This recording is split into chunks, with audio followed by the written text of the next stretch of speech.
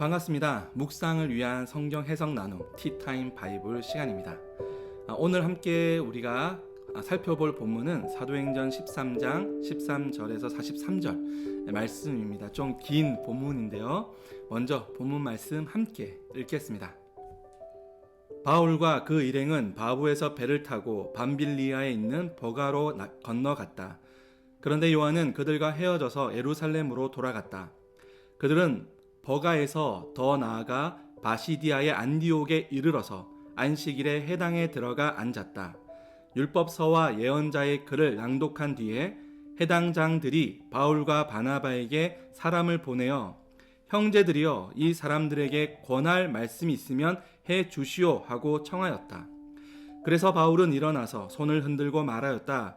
이스라엘 동포 여러분, 그리고 하나님을 두려워하는 사람들이여 내 말을 들으십시오. 이 백성 이스라엘의 하나님께서 우리 조상들을 택하셨습니다. 이 백성이 이집트 땅에서 나그네 생활을 하는 동안에 이 백성을 높여주시고 권능의 팔로 그들을 거기에서 인도하여 내셨습니다. 광야에서는 40년 동안 그들에 대하여 참아주시고 가나안 땅의 7족속을 멸하셔서 그 땅을 그들에게 유업으로 주시고 약 450년 동안 차지하게 하셨습니다. 그 뒤에 예언자 사무엘 시대에 이르기까지는 사사들을 보내어 주시고 그 뒤에 그들이 왕을 요구하기에 하나님께서는 베냐민 지파 사람 기스의 아들 사울을 그들에게 왕으로 주셔서 40년 동안 그를 왕으로 섬기게 하셨습니다. 그 다음에 하나님께서는 사울을 물리치시고서 다윗을 그들의 왕으로 세우시고 증언하여 말씀하시기를 내가 이새의 아들 다윗을 찾아냈으니 그는 내 마음에 드는 사람이다. 그가 내 뜻을 다 행할 것이다 하셨습니다. 하나님은 약속하신 대로 다윗의 후손 가운데서 구주를 세워 이스라엘에게 보내셨으니 그가 곧 예수입니다. 그가 오시기 전에 요한이 먼저 회개의 침례를 모든 이스라엘 백성에게 선포하였습니다. 요한이 자기의 달려갈 길을 거의 다 갔을 때에 말하기를 여러분은 나를 누구로 생각하십니까? 나는 그리스도가 아닙니다. 그는 뇌 뒤에 오실 터인데 나는 그의 신발끈을 풀어드릴 자격도 없는 사람입니다. 하였습니다. 아브라함의 자손인 동포 여러분, 그리고 여러분 가운데서 하나님을 두려워하는 사람들이여, 하나님께서 이 구원의 말씀을 우리에게 보내셨습니다. 그런데 예루살렘에 사는 사람들과 그들의 지도자들이 이 예수를 알지 못하고 안식일마다 읽은 예언자들의 말도 깨닫지 못해서 그를 정죄함으로써 예언자들의 말을 그대로 이루었습니다. 그들은 예수를 죽일 만한 아무런 까닭도 찾지 못하였지만 빌라도에게 강요하여 예수를 죽이게 하였습니다. 이와 같이 그를 가리켜 거룩한 것을 다 행한 뒤에 그들은 예수의 시체를 나무에 내려다가 무덤에 두었습니다. 그러나 하나님께서 예수를 죽은 사람 가운데서 살리셨습니다. 그래서 예수는 자기와 함께 갈릴리에서 예루살렘으로 올라간 사람들에게 여러 날 동안 나타나 보이셨습니다. 이 사람들은 지금 백성에게 예수의 증인입니다. 우리는 하나님께서 조상들에게 하신 그 약속을 여러분에게 기쁜 소식으로 전합니다. 하나님께서 예수를 일으키셔서 조상들의 후손인 우리에게 그 약속을 이루어 주셨습니다. 시편 2째 편에 기록한 바 너는 내 아들이다 오늘 내가 너를 낳았다 한 것과 같습니다. 하나님께서 그를 죽은 사람들 가운데서 살리시고 다시는 썩지 않게 하셨는데 이렇게 미리 말씀하셨습니다. 다윗에게 약속한 거룩하고 확실한 복을 내가 너희에게 주겠다. 그러므로 다른 시편에서도 또 이렇게 말씀하셨습니다. 주님께서는 주님의 거룩한 분이 썩지 않게 하실 것이다. 다윗에 사는 동안 하나님의 뜻을 받들어 섬기고 잠들어서 조상들 곁에 묻혀 썩고 말았습니다.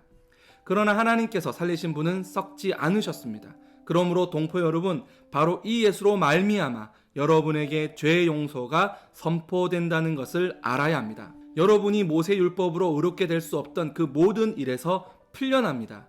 믿는 사람은 누구나 다 예수 안에서 의롭게 됩니다. 그러므로 예언서에서 말한 일이 여러분에게 일어나지 않도록 조심하십시오. 이렇게 말하였습니다. 보아라 너희 비웃는 자들아 놀라고 망하여라. 내가 너희 시대에 한 가지 일을 할 터인데 그 일을 누가 너에게 말하여 줄지라도 너희는 도무지 믿지 않을 것이다. 그들이 해당에서 나올 때에 사람들은 다음 안식일에도 이러한 말씀을 해달라고 청하였다. 해중이 흩어진 뒤에도 유대 사람들과 경건한 개종자들이 바울과 바나바를 많이 따랐다. 바울과 바나바는 그들에게 말을 걸면서 늘 하나님의 은혜에 머물러 있으라고 권하였다. 아멘. 네, 먼저 13절에서 14절 바시비아 안디옥에 관하여 먼저 함께 나누겠습니다. 선교팀은 바나바의 고국 구브로 섬 전역을 여행한 다음 배를 타고 바보를 떠나 버가에 도착하였습니다. 선교 팀원이었던 요한 마가는 이유는 알 수 없지만 그들을 떠나 예루살렘으로 돌아갔습니다. 선교팀은 계속해서 비시디아 안디옥에서 여행을 계속 이어갑니다. 비시디아 안디옥은 로마의 식민지로 갈리디아의 남부 지역에서 교통과 무역의 중심지로 매우 중요한 도시 중 하나입니다. 이곳에는 로마인, 헬라인, 동방인 그리고 프리기아인 등 여러 민족이 공존하는 곳이기도 합니다. 두 번째로 15절에서 43절 말씀, 해당에서 설교하는 바울에 관하여 살펴보겠습니다. 바울은 먼저 유대인의 해당을 찾아갑니다. 해당장은 순회하며 설교하는 랍비로서 바울을 초대하여 설교를 부탁합니다. 바울의 설교는 세 가지 내용으로 이루어집니다. 첫째로 메시아이신 예수님께서 이 땅에 오시기까지 그 길을 예비하였던 구약과 신약의 역사적 인물들을 소개합니다. 두 번째로 주님께서 그의 백성들에게 거절당하신 후 십자가에서 죽음과 부활에 대하여 증거합니다. 마지막으로 임박한 심판에 대하여 경고하며 복음에 대한 믿음을 호소하고 있습니다. 청중은 바울의 가르침에 대하여 좋은 반응을 보입니다. 다음 안식일에도 복음을 전해 달라고까지 말할 정도였습니다. 그들은 여기서 멈추지 않고 해당 모임이 끝난 후 바울과 바나바를 쫓습니다. 두 선교사는 그들에게 말합니다. 늘 하나님의 은혜에 머물러 있으라고 말입니다. 이 말은 문자적으로 해석을 하면 하나님의 은혜 안에서 계속하라 라는 뜻이라고 합니다. 복음을 듣고 시작된 구원의 길, 그 길의 방향을 계속해서 유지해 나가라는 뜻입니다. 오늘 본문을 가지고 제가 느낀 교훈을 좀 나누고 싶은데요. 사명에 흔들리지 말자, 이렇게 정의할 수 있을 것 같습니다. 일희일비라는 말이 있습니다. 한번 어떤 일에 기뻐했다가 바로 또 어떤 일 때문에 슬퍼한다는 말로 감정의 변화가 심한 상태를 뜻합니다. 하지만 우리가 주님의 일을 할 때에 감정의 기복으로 소명을 망쳐서는 안 될 것입니다. 본문을 보면 선교팀 중 한 명인 요한 마가가 바울과 바나바를 두고 예루살렘으로 돌아가 버립니다. 그 이유는 본문에서는 찾을 수 없지만 건강상의 문제 또는 팀원 간의 갈등이지 않았을까 우리 생각해 볼 수 있을 것입니다. 후에 바울은 마가를 헌신이 부족하다는 이유로 전도 여행에 함께하는 것을 거절하기도 합니다. 또한 바시디아 안디옥 해당에서 전한 복음 설교는 매우 좋은 성과를 얻기도 합니다.